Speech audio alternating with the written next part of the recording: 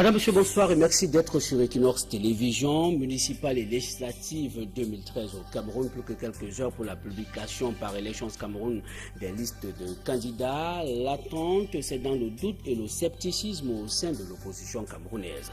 Les pertes matérielles sont énormes, elles sont évaluées à plusieurs centaines de millions de francs CFA. C'est le bilan de l'incendie qui vient de frapper le marché Vorbi à Yaoundé, la capitale politique du Cameroun. Le dossier, le débat de ce journal, c'est la renonciation à sa charge d'archevêque métropolitain de Yaoundé. Monseigneur Victor Tonye Bakot a-t-il été poussé au départ? Madame, Monsieur, voilà pour les manchettes, les détails dans un très court instant.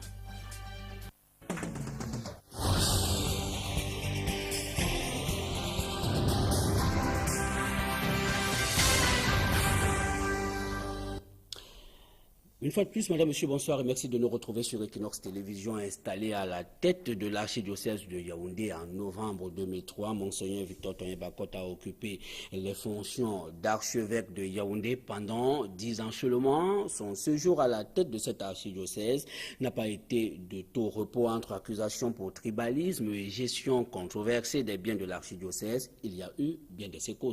Sylvestre Hippolyte Zangaou. Novembre 2003. L'archidiocèse de Yaoundé a un nouvel archevêque, Monseigneur Victor Tonye Bakot, précédemment évêque d'Edéa, prend ses fonctions à la cathédrale Notre-Dame des Victoires de Yaoundé. Un an plus tard, il est élu président de la conférence épiscopale nationale du Cameroun. Il y est réélu en 2007, puis nommé membre du conseil pontifical pour les communications sociales à Rome. En 2009, Monseigneur Victor Tonye Bakot est élu par ses pairs, grand chancelier de l'Université catholique d'Afrique centrale. Et c'est sous cette casquette que son bail à la tête de l'archidiocèse de Yaoundé aurait été des plus houleux. L'affaire UCAC a défrayé les chroniques dès le 19 juillet 2012, lorsque Monseigneur Simon Tonye Bakot affirme que les statistiques concernant les origines des enseignants et des étudiants de la faculté des sciences sociales et de gestion de l'Université catholique d'Afrique centrale font la part belle aux ressortissants de l'Ouest Cameroun. Cette intervention a suscité la polémique et des réactions d'indignation, indexées principalement par la presse, pour des observations frisant le tribalisme. Monseigneur Simon Tonye Bakot, qui avait écrit au doyen de la faculté suscitée pour marquer ces observations, avait tenu à faire une mise au point, affirmant qu'il n'était point question de tribalisme, mais d'un meilleur équilibrage des quotas. Également au centre de contestation et de querelles sur la gestion de certains biens de l'archidiocèse de Yaoundé, Monseigneur Tonye Bakot avait affirmé que c'est en raison des difficultés que l'archidiocèse qu'il dirige est amené à aliéner une partie de son patrimoine pour faire face à une contingence financière de remboursement des dettes. Il y eut aussi l'affaire de la gestion controversée des cimetières envoliés, suscitant la colère de la communauté Mven. L'archevêque de Yaoundé s'était alors défendu en affirmant que ce n'est pas une affaire de Bakot, mais des biens de l'archidiocèse. Dans le chapelet des interrogations, toutes ces affaires sont-elles à l'origine de la renonciation du prélat à sa charge? Difficile d'y répondre, ce dernier ayant choisi de ne pas justifier sa décision. Une précision qui vaut pourtant la peine d'être faite, la renonciation à sa charge ne le met pas hors des activités de l'Église catholique. Monseigneur Victor Tonye Bakot se débarrasse tout simplement de sa fonction d'archevêque métropolitain de Yaoundé.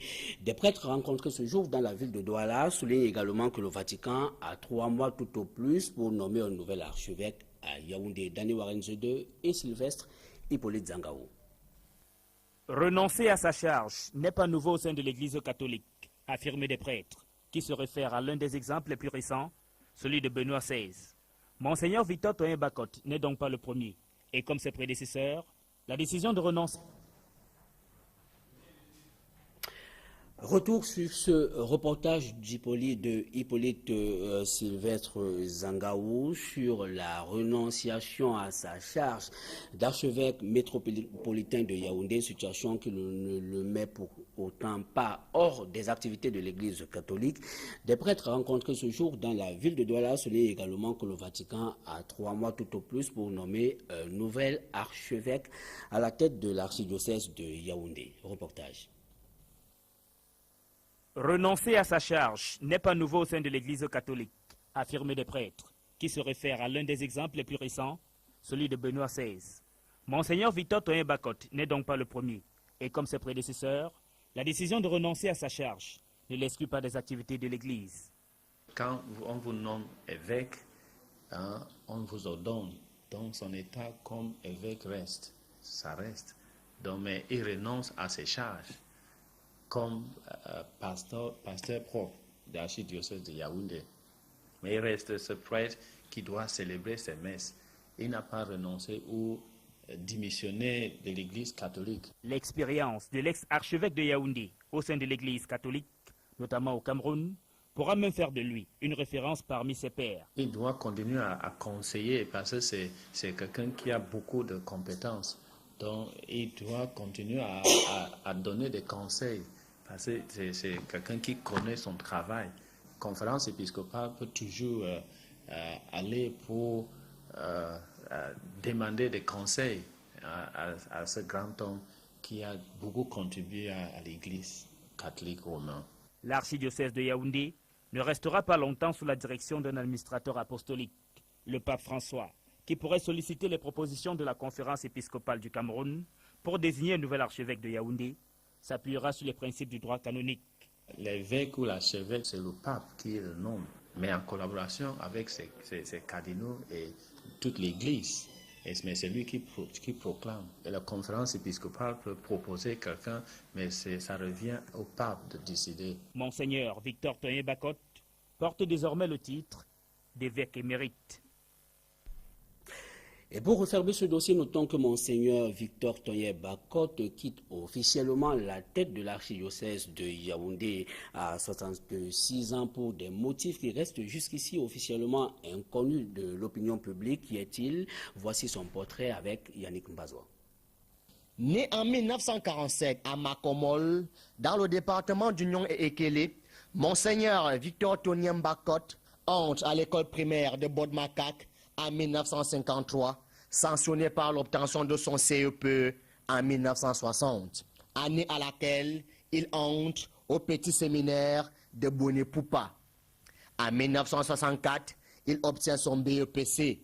En 1969, ce sont les portes du grand séminaire d'Onkolbison qui s'ouvrent devant lui. 3 ans plus tard, c'est le diaconat. Le 15 juin 1973, il est ordonné prêtre au diocèse des Eka. Maîtrise en théologie en 1978, il entre la même année à l'école de journalisme. Le jeune prêtre obtient par la suite un DEA en théologie en 1979, une licence en journalisme et technique de l'information en 1980. Il est docteur en théologie en 1981. 3 ans plus tard, il obtient son doctorat en sociologie. La même année, il est vicaire général de l'archidiocèse de Douala et professeur de théologie fondamentale, de sociologie et de grec au grand séminaire de Bonepoupa. En 1987, il est nommé évêque diocésain à l'archidiocèse de Déa. 7 ans plus tard, il devient aumônier militaire national des forces armées et police. En 1995, il est nommé coordonnateur national de la visite du pape Jean-Paul II. En l'an 2000, il est coordonnateur du jubilé 2000. 3 ans plus tard, il est nommé archevêque de l'archidiocèse de Yaoundé. C'est donc un homme pétri d'expérience épiscopale et d'une riche matière grise qui vient de renoncer à ses fonctions d'archevêque de l'archidiocèse de Yaoundé. Et de la politique dans ce journal, législative municipale 2013 au Cameroun, les partis politiques de l'opposition sont partagés entre la sérénité et le doute à quelques heures seulement de la publication des listes de candidats par Elections Cameroun, l'organe chargé de gérer les élections au pays. L'UDC dénonce par ailleurs des représailles dont seraient victimes quelques candidats du parti dans la région du sud du Cameroun. Reportage.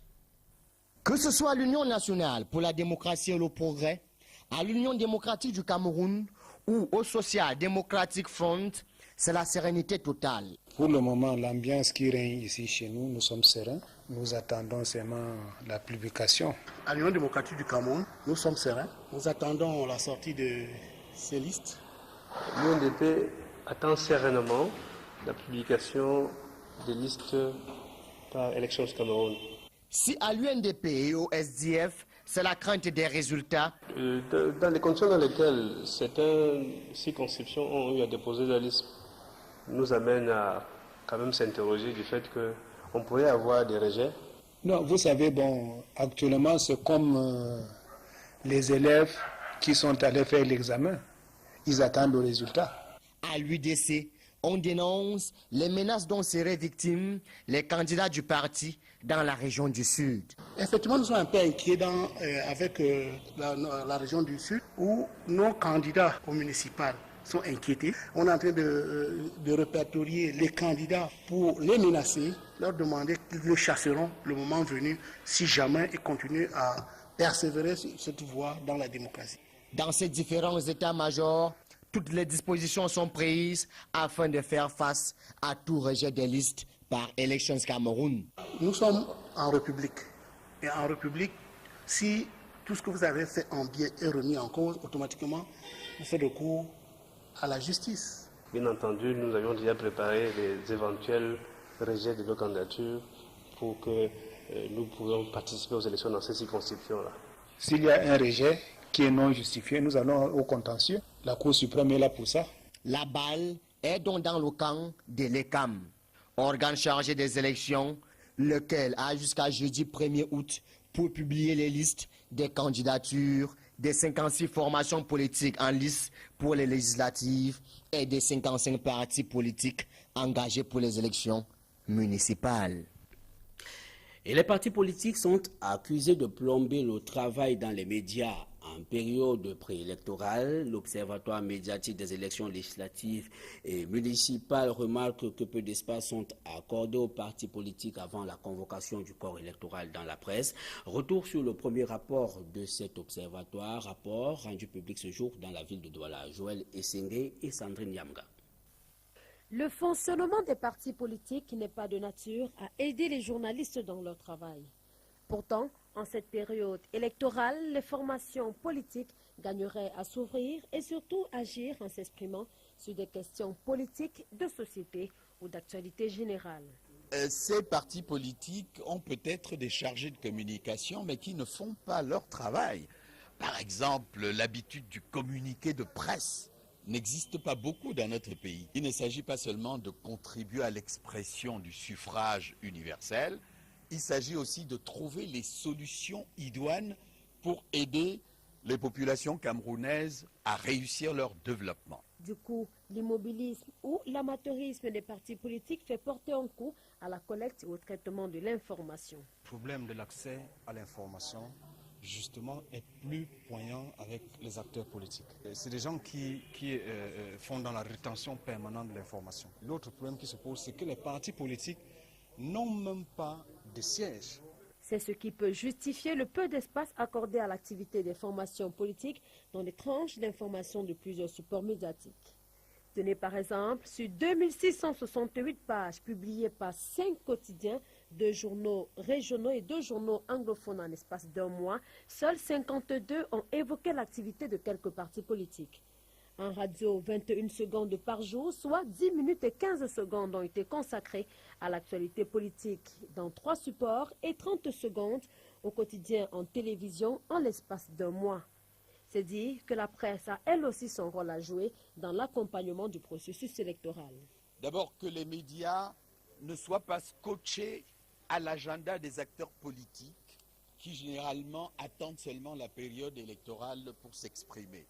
Il faut que les médias apprennent aux citoyens à s'intéresser à la chose politique. Le processus électoral est donc enclenché, il est en cours, reste à tous les acteurs de jouer leur partition pour un traitement équilibré et équitable de l'information.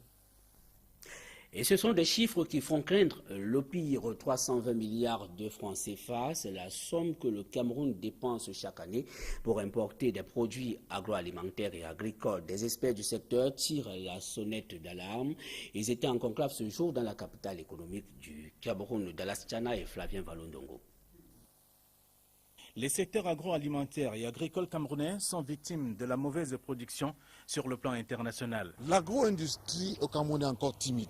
Nous importons 320 milliards de produits alimentaires et agricoles et 126 milliards de produits dans l'agro-industrie. Des chiffres qui donnent froid au dos.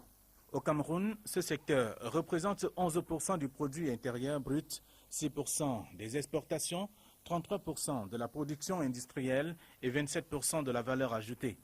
Sur le terrain, les producteurs font face à des difficultés d'ordre structurel et infrastructurel. Le problème que j'ai, c'est cette histoire d'avoir une machine de transformation et de qualité. Jusqu'au moment où on a eu des concurrents qui sont maintenant sur le marché, nous n'avons pas suffisamment de soutien de l'État. Nous transformons le manioc en amidon, en poudre, en amidon liquide. Des aliments produits localement qui font la fierté des Camerounais, mais ne bénéficient pas de l'assentiment des pays les plus industrialisés. Tous les enjeux en termes de génération d'emplois, en termes de sécurité, de souveraineté alimentaire, en termes de développement rural ne sont pas encore au niveau satisfaisant pour le Cameroun. La sectorielle tenue ce mardi à Douala et qui a réuni les experts du secteur agroalimentaire entend de trouver des solutions pour rendre compétitifs les produits locaux. Les produits camerounais, moyennant le fait qu'ils remplissent aux conditionnalités normatives des marchés auxquels ils veulent avoir accès, sont habilités à être vendus dans les autres marchés. Bien évidemment, le problème principal des PME au Cameroun a toujours été le financement.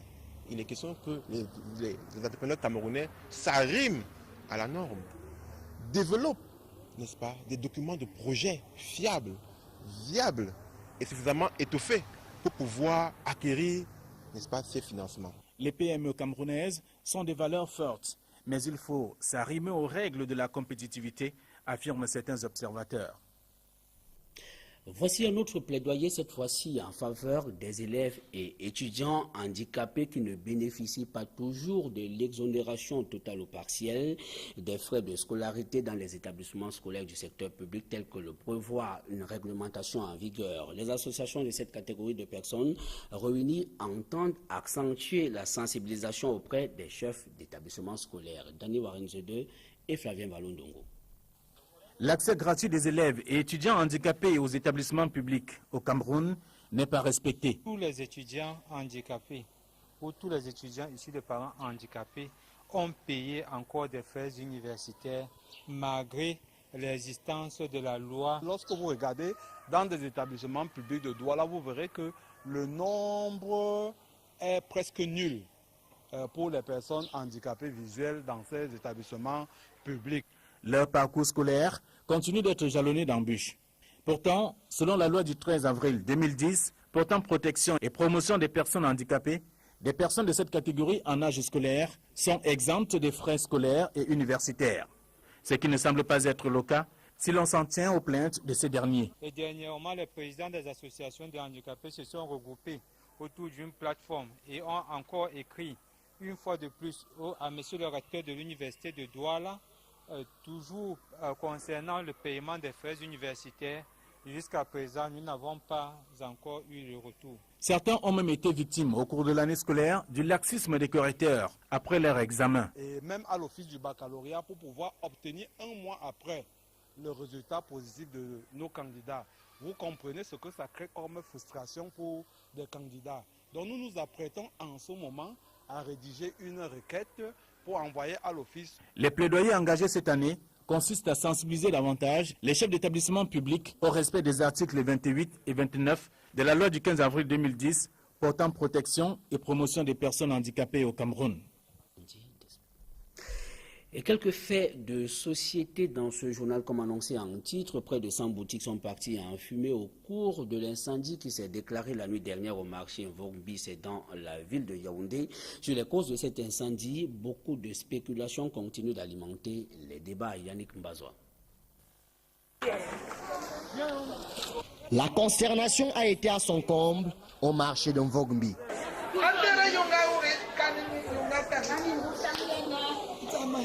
Et ce sont ces décombres totalement calcinés qui ont accueilli les propriétaires de ces boutiques. C'est environ une centaine de boutiques qui est partie en fumée et le contenu avec. À ma connaissance, il y avait des salons de coiffure, il y avait des parfumeries, il y avait, bref, les bars et consorts. Bref, en tout cas, ce qui était en prédominant, c'était la nourriture et consorts. Si certains propriétaires de boutiques lancent un doigt accusateur à l'endroit d'une de leurs voisines, vendeuses de coques, d'autres par contre accusent une panne d'électricité. Et la cause de ça, c'était la femme qui prépare le coq d'Hérémon. C'est à cause d'elle, elle a oublié le fou. Elle n'a pas bien éteint. Et comme elle avait les sacs de copeaux, ça a occasionné l'incendie. Les causes sont diverses. Mais la plupart, on sait toujours que c'est des mauvaises installations électriques. Et c'est toujours ça qui cause toujours l'incendie. Aux dernières nouvelles, ce n'est pas la première fois qu'un incident se produit à cet endroit. Nul n'aurait été la pompe réaction des soldats du feu. C'est le pire qui se serait produit. Malheureusement, le manque de voies d'accès ne leur a pas facilité la tâche. La zone était pratiquement inaccessible. Il y a une voie d'accès qui est à peu près à 40 mètres du lieu du sinistre et celle qui passe par le marché est aussi à peu près à 100 mètres. Donc accès très difficile. Décidément, la fièvre des incendies est loin d'être traitée au Cameroun. Après un magasin ce lundi 29 juillet à Douala, c'est au tour du marché de Mvormbi ce 30 septembre. À qui le tour dans les prochains jours? Ouette Ansi. Et dans la ville de Douala, c'est plutôt un infanticide, un nouveau-né retrouvé dans une fosse septique. La scène s'est produite hier au quartier Bépanda. Et ce sont des pleurs du bébé qui auraient alerté le voisinage. Malheureusement, le nouveau-né retrouvé hier est passé ce jour de vie à trépas. Julingue pour plus de détails. L'histoire se déroule au quartier Bépanda à Douala dans la nuit de lundi à mardi. Il est environ 19 h lorsque les voisins entendent les cris d'un nouveau-né. Inquiété par la pertinence des pleurs du bébé, il décide alors de connaître l'origine et la provenance de ces cris de désespoir. Il y avait un bruit dans les toilettes. On a cru un moment que c'était peut-être le serpent. Quand les enfants ont dit que c'était le serpent, je n'ai pas voulu sortir à l'instant. Mais après, quand ils ont insisté, ils ont dit que non, venez vous-même voir. Ils n'ont pas voulu expliquer parce qu'ils étaient stupéfaits devant les faits. C'est comme ça qu'on est sorti. On a dit c'est un bébé. Il fallait maintenant chercher comment sauver l'enfant puisqu'il criait vraiment à haute voix. Depuis les toilettes là-bas, ici, on écoutait la voix du bébé. Sortir le bébé de la fosse septique n'a pas été une tâche facile selon les témoins. Des équipes de secouristes vont se constituer pour extraire le petit du trou. Quelques minutes après, il sera conduit dans un centre de santé du coin. Nous avons reçu ce bébé à 20 h. Cet enfant était bourré de sel, des asticots sortaient de sa bouche, du nez, des oreilles. Bon, nous avons reçu cet enfant en état de mort apparent. Nous avons essayé de le laver, le nettoyer correctement. On a habillé l'enfant, on a mis l'enfant au chaud. Le nourrisson est gardé dans une chambre de l'hôpital sous la garde des médecins. Quelques heures plus tard, son état s'aggrave. Nous étions surpris qu'à minuit, l'enfant a commencé à vomir des asticots, l'enfant était étouffé et nous avons commencé la réanimation. On a tout de suite aussi informé le commandant de brigade de la situation. Et nous avons continué la réanimation avec l'oxygénothérapie et donné de la bicarbonate, donné du glucosé hypertonique. Jusqu'à 5 h ce matin, on a eu encore un lot des asticots qui sont sortis. Ces asticots, en quantité, l'ont étouffé. Bon, mais nous n'avons pas pu le récupérer. On a tout fait, on n'a pas pu le récupérer. Après avoir passé une nuit de tourmente, le nouveau-né décède aux lueurs de la matinée de mardi. Une enquête a été ouverte par les éléments de la brigade territoriale de Bépanda. C'est bien dommage. Affaire de la mort suspecte du receveur municipal de la commune d'arrondissement de Lokondé. Nous sommes dans le département de l'Océan. Les parents de la victime viennent de saisir les droits de l'homme. Evelyne Mekenjo, on se souvient, avait été retrouvée sans vie le 27 août de l'année dernière dans une plage de Kribi, quelques jours seulement avant le contrôle financier dans ses services. À Kribi, dans le département de l'Océan, nous retrouvons notre reporter Joseph Abenabina. La mort de cette jeune dame, receveur municipal à la commune de Lokundje, fait encore des vagues à Kribi.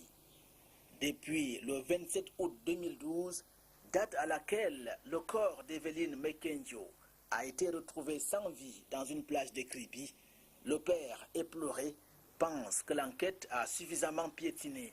Le corps n'était pas mouillé. Bon,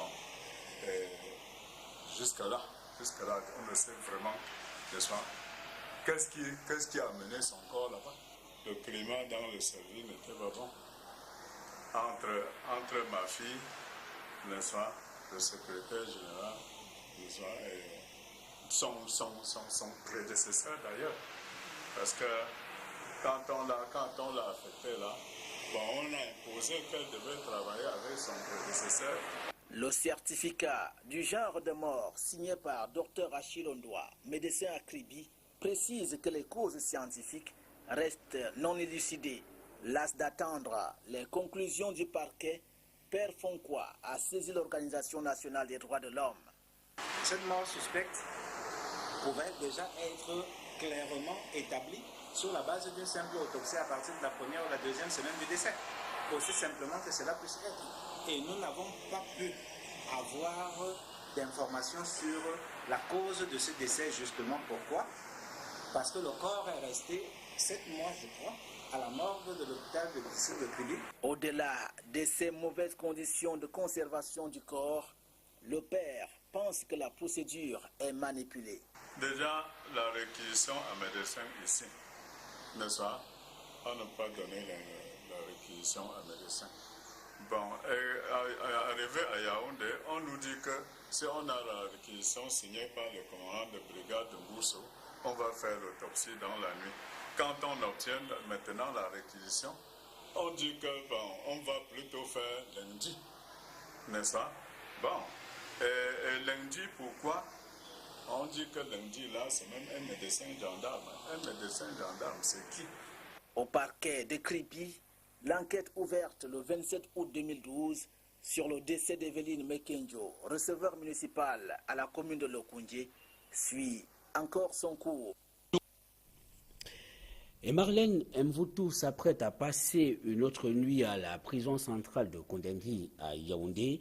D'après des sources, la candidate malheureuse à l'élection de la Fédération camerounaise de football du 19 juin dernier a été placée sous mandat de dépôt hier par le procureur de la République près le tribunal de grande instance de Yaoundé Centre administratif. Marlène Mvoutou serait inculpée pour escroquerie à but de confiance, filouterie pour près de 30 millions de francs CFA. La présidente de la Ligue régionale de football du Sud a été déférée 3 fois au parquet depuis son interpellation le 16 juillet dernier à Yaoundé. Les carottes sont-elles cuites? Affaire à suivre. Actualité au-delà de nos frontières pour refermer la première partie de ce journal. L'Égypte toujours coupée en deux. D'un côté les pro-Morsi et de l'autre côté les anti-Morsi. Une crise que veut apaiser Catherine Austin, le chef de la diplomatie, est au Caire face aux différents acteurs de la crise. Des détails avec nos confrères de TVC Monde.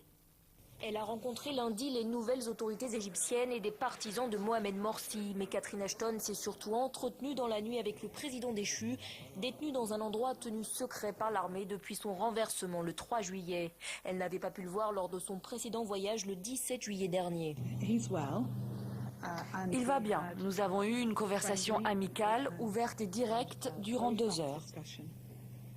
J'ai vu où il était détenu, je ne sais pas où c'est, mais j'ai vu l'endroit. Et il a accès aux informations via la télévision et les journaux. Donc nous avons pu parler de la situation. La chef de la diplomatie européenne dit n'avoir qu'un objectif, faciliter le dialogue, mais pas imposer à l'Égypte un plan de sortie de crise. Je suis venue parce que nous avons des relations avec beaucoup de groupes, que nous pouvons peut-être parler avec eux et les écouter sur leur vision de faire avancer les choses. Et parce que nous sommes capables de presser les partis au nom de la communauté internationale et au nom des membres de l'Union européenne, afin de trouver une issue à cette situation. C'est vraiment important. De leur côté, les partisans du président Morsi ne décolèrent pas. Ils ont appelé à une manifestation d'1 million de personnes ce mardi et refusent de quitter les rues égyptiennes tant que leur leader ne récupère pas son siège. Il y a un président qui est détenu par l'armée et nous disons aux responsables de cette armée qu'ils doivent le relâcher, que la légitimité constitutionnelle doit être restaurée, que les militaires ne doivent plus faire partie du paysage politique. Le Conseil de défense nationale, présidé par le chef de l'État par intérim, a quant à lui prévenu des mesures fermes et décisives seront prises s'ils outrepassent leur droit à l'expression pacifique. Fin de citation. Depuis la destitution de Mohamed Morsi, les manifestations de ses partisans ponctuées de violence ont fait plus de 200 morts dans le pays. Madame, Monsieur, je vous invite à présent nous retrouver dans la seconde partie de ce journal consacré au débat.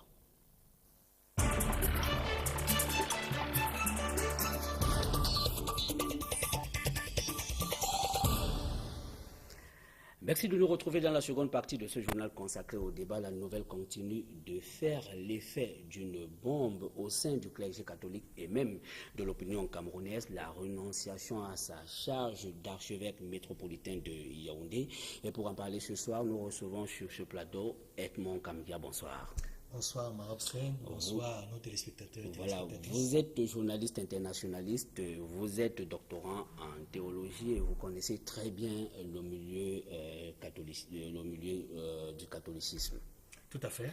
Alors, on a remarqué ce jour que la majorité des quotidiens parus au Cameroun sont allés chercher les réserves qui auraient pu conduire à cette renonciation. Seulement, le quotidien, la nouvelle expression pour laquelle vous travaillez, d'ailleurs vous avez publié abondamment sur la question ce jour, vous êtes resté assez contemplatif. Monseigneur Tonyen Bakot, la messe est dite. Ce titre tranche considérablement avec tous les autres titres qui sont allés fouiller un peu plus loin pour voir en cette renonciation quelques réserves. Est-ce que vous avez le sentiment que cette renonciation est une renonciation singulière? Oui, cette renonciation est singulière. Vous savez, un acte aussi grave, un acte pontifical qui consacre, n'est-ce pas, lorsqu'il accepte la présentation d'une renonciation à sa charge d'un évêque, c'est toujours un acte grave. C'est un acte à prendre avec beaucoup de sérieux. C'est pour cela que nous avons consacré l'espace dont vous avez parlé. Nous avons consacré 2 pages. Nous avons surtout cité, n'est-ce pas, le canon 401, alinéa 2. Alors, vous n'êtes pas allé chercher les dessous. Cela veut dire qu'il n'en existe pas. Non, cela ne signifie pas qu'il n'en existe pas. Et je tiens à préciser ici que le Saint-Siège, n'est-ce pas, dans son communiqué, n'a pas donné le motif. N'a pas donné le motif pour lequel il a accepté la rénonciation par l'archevêque de Yaoundé. Et cela dit, il faut rentrer un peu dans l'histoire pour se rendre compte qu'en réalité, il y a des démissions de ce type, des renonciations à sa charge de ce type qui existent. Donc ce n'est pas... Ce n'est pas quelque chose d'inédit. Ce n'est pas inédit. C'est singulier parce que c'est quand même la première fois que ça arrive à un archevêque de Yaoundé, un archevêque au Cameroun. Donc c'est en cela que c'est singulier. Et puis, le contexte dans lequel cela arrive, cela explique justement tout ce que vous avez dit tantôt, les spéculations qui sont faites dans les journaux pour chercher à savoir quelles sont les raisons qui auraient amené, n'est-ce pas, le pape François à prendre cette décision. Il n'a pas motivé sa décision. Et peut-être que Monseigneur Victor Tonyen Bakot a renoncé à cette charge. Il n'est pas frappé par l'âge de départ à la retraite selon le droit canon, mais il s'engage quand même à quitter la bague. Est-ce qu'on ne devrait pas aller chercher un peu plus loin les raisons qui auraient pu l'amener à prendre une telle décision? Est-ce qu'on devrait-on continuer à admettre que Monseigneur Victor Tonyen Bakot a renoncé ou encore a-t-il tout simplement démissionné? Est-ce qu'il y a une distinction à faire entre les deux expressions? Est-ce que ces deux expressions traduisent des situations qui se distinguent l'une de l'autre? Disons que pour le profane, la renonciation correspond à la démission. Ça, c'est pour parler comme le profane. Mais dans l'Église, il y a le code de droit canonique qui a des termes particuliers qui parlent de renonciation à la charge. Permettez-moi de citer quand même le canon 401 dont nous parlons là. Le canon 401, alinéa 2, qui dit que l'évêque diocésain, qui, pour une raison de santé ou pour toute autre cause grave, ne pourrait plus remplir convenablement son office, est prié instamment de renoncer à cet office. Voilà ce que dit ce texte. Mais vous avez parlé également du cas de l'âge. Ça, c'est le même canon, mais c'est-à-dire c'est le canon 401, mais alinéa 1, qui concerne l'évêque diocésain qui, n'est-ce pas, lorsqu'il a atteint 75 ans, est prié de présenter, n'est-ce pas, sa renonciation à cet office au pontife suprême, qui pourvoit après examen dans les circonstances particulières. Donc cela dit, il ne faut pas confondre au niveau de la sémantique, la renonciation à la démission. Mais il faut dire ici que la renonciation à sa charge, lorsque cela arrive, c'est l'évêque qui présente sa renonciation au pape, qui peut l'accepter ou ne pas l'accepter. Mais en général, pour certains cas précis, et lorsque l'évêque concerné n'a pas atteint la limite d'âge, qui est de 75 ans, c'est des démissions qui ont plusieurs causes possibles. Edmond Kamga, est-ce que cela reste anodin que les motifs de cette renonciation ne soient pas encore évoqués? Oui. Il est possible que les motifs n'aient pas encore été évoqués pour une raison simple. C'est le pape François que nous avons découvert tous au soir du 13 mars 2013 qui a la raison fondamentale, le motif réel de son acceptation de la renonciation à la charge de Monseigneur Tonien Bacotte. C'est lui seul qui sait.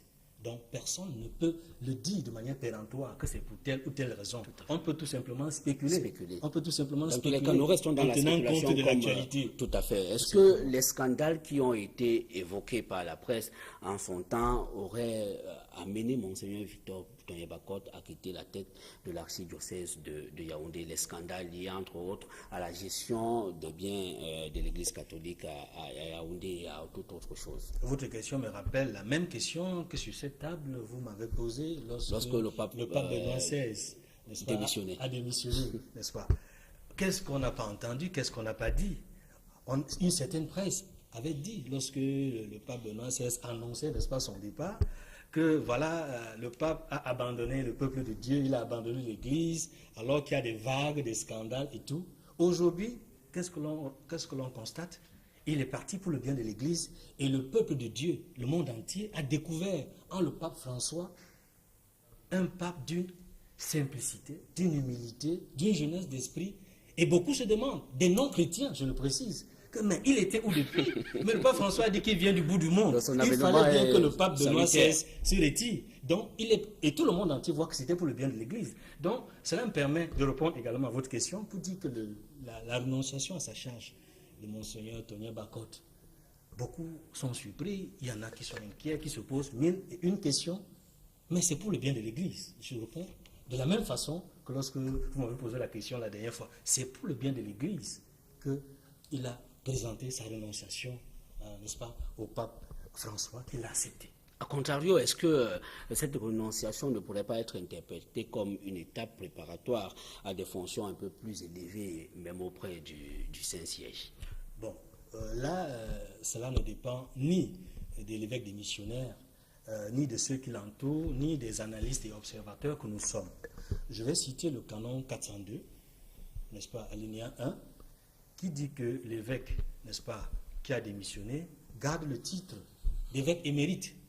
Et il a la possibilité de rester dans la résidence de son diocèse. Et dans certains, sauf si, dans certains cas, et pour des circonstances particulières, le siège apostolique n'est pouvoir autrement. Donc, pour l'instant, il est évêque émérite, il est archevêque émérite de l'archidiocèse de Yaoundé. Il peut rester dans son diocèse. Et puis le canon, l'alinéa 2 du canon 402 dit, et ça c'est très important, et c'est important pour tous les évêques et archevêques émérites, que la conférence des évêques doit veiller à assurer, n'est-ce pas, doit veiller à assurer dans la dignité et le maintien de cet évêque une situation convenable. Mais c'est une obligation qui revient surtout au diocèse qui l'a servi. Donc, pour rentrer sur les possibilités que vous avez évoquées d'une autre nomination, on ne peut pas le dire. Il reste évêque, archevêque émérite, et puis il dépend du pape François de savoir. Cela veut dire qu'il reste près là. Il reste près là. Il n'a pas perdu son titre d'évêque. Juste sa fonction d'archevêque métropolitain. Que sa fonction, oui. Et il sera remplacé par un autre archevêque qui sera nommé après le travail de gestion courante que va faire Monseigneur Jean Baga, l'évêque de Bolova, qui a été nommé administrateur apostolique. Merci Edmond Kamga, merci d'avoir accepté ce rendez-vous. C'était un plaisir renouvelé. Madame, Monsieur, merci de nous avoir suivis. C'est la fin de ce journal. Restez connectés sur les programmes d'Equinox Télévision. Je vous retrouve demain lorsqu'il sera 20h. Bonsoir.